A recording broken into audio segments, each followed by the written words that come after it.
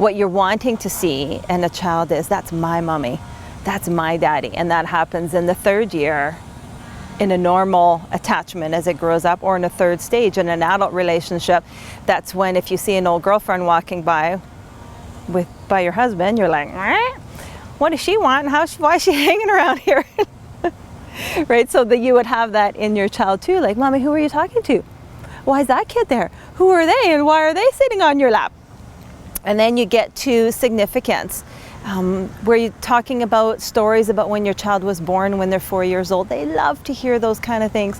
When you tell them, I remember when you were this big, and they just tell me more, and tell me about the day at the hospital. And that's when they like to go through their baby book and see their pictures of what they look like and what they mean to you. That's when you create pet names for your child when they're about 4. Right? In an adult relationship, that's when you would go and do something thoughtful for your partner. You get if you're working night shift, that's when your partner shows up with a Tim Hortons coffee at midnight. And you're like, oh, he's so sweet. Right? So doing those types of things. And then we go on to love, and that's when you talk to somebody about, I love you and how much you mean to me. And then a 5-year-old, that's when 5-year-olds draw hearts on everything. And all of a sudden they love you, and they're like, mommy, I'm never moving out. I'm gonna marry you, or I'm gonna marry daddy, I'm never ever leaving. In an adult relationship, that's when you declare your love to somebody. And then the last stage is being known. When you know your child without a shadow of a doubt that they would do something, right? A lot of parents these days assume the worst of their kids right away.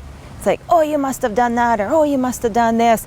In a relationship where you know that person, just like in an adult relationship, you know them. If your girlfriend phoned you up and said your partner's cheating on you, you'd be like, no way, it must have been somebody else, because you know them.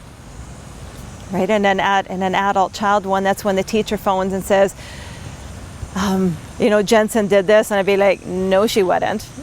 There's got to be something else. And you do some more digging around and try to find out what's going on. You take your child's word for it. Help them save face.